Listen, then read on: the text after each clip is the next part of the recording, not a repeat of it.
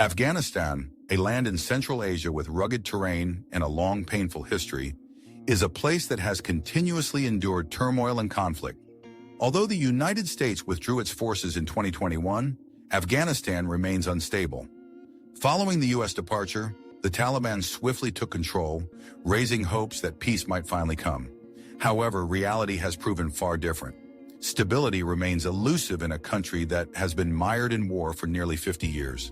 Conflicts persist, with the Taliban government now becoming the main target of violence. The entity behind these attacks is none other than the Islamic State of Khorasan Province, or ISIS-K, a terrorist group that was once allied with the Taliban but has since turned against them.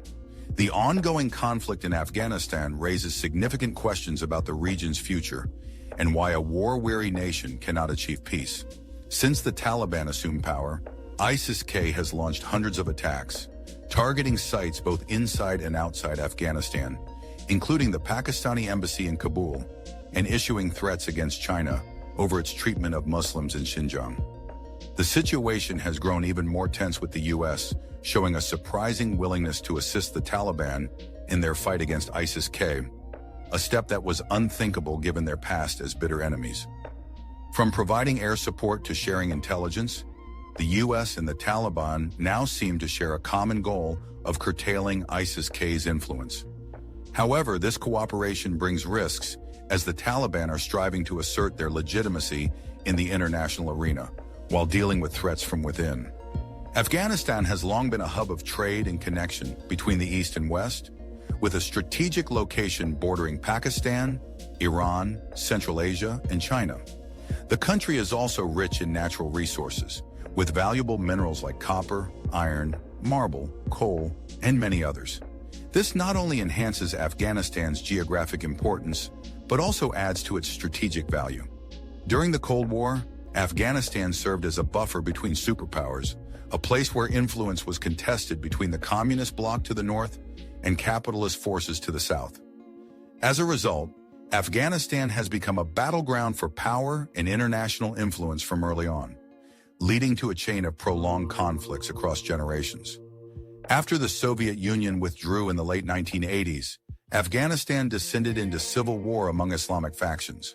When the Taliban emerged and took power in the late 1990s, they imposed a harsh rule, governing with strict religious laws that were highly controversial.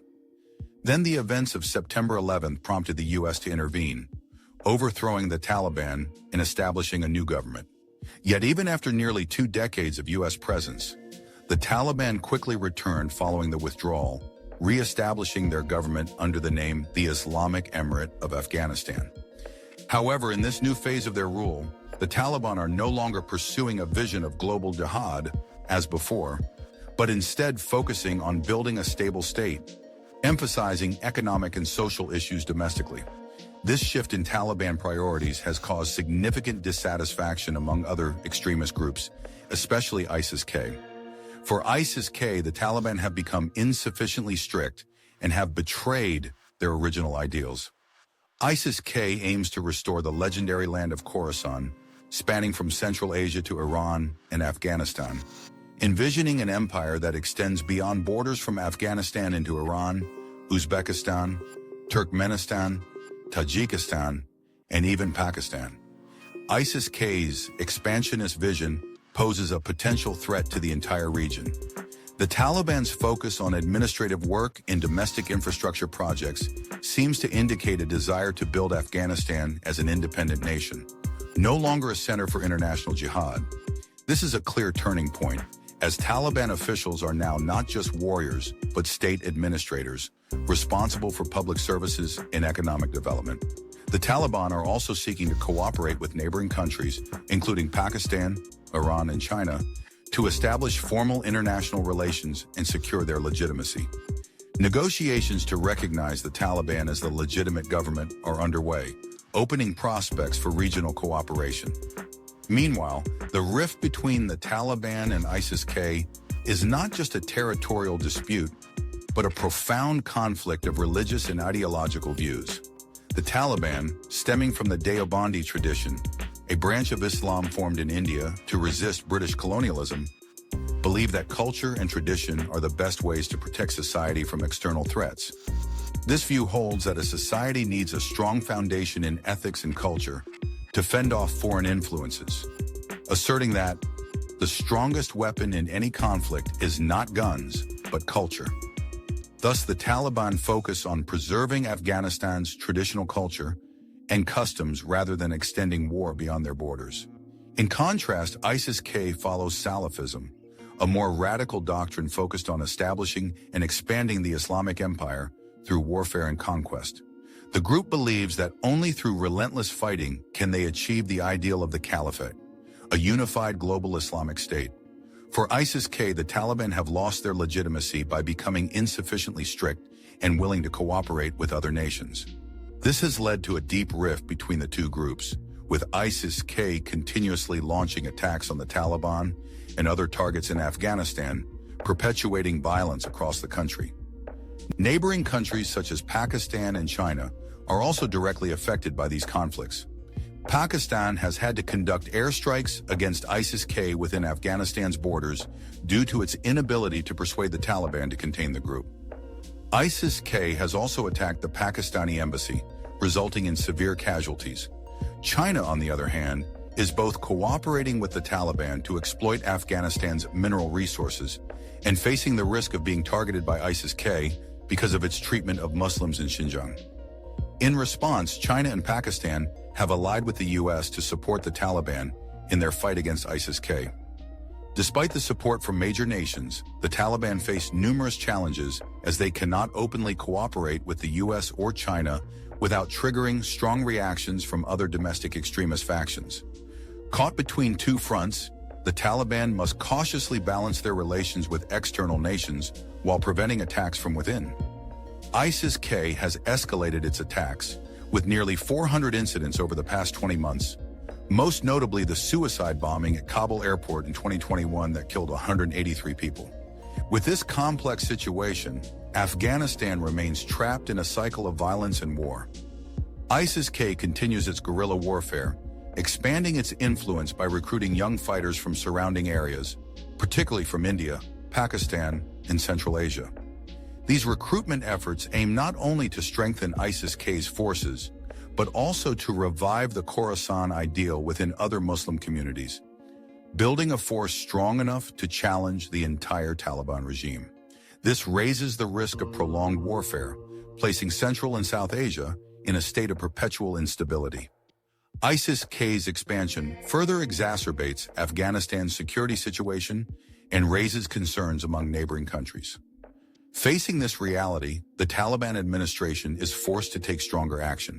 They have attempted to enhance domestic security, expand counterterrorism operations, and even begin developing specialized security forces to counter ISIS-K.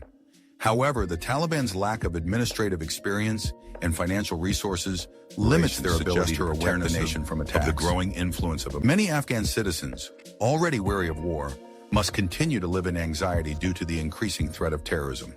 They have few options, as any escalation in conflict could further destabilize their lives. For the international community, the rise and growth of ISIS-K is an alarming threat.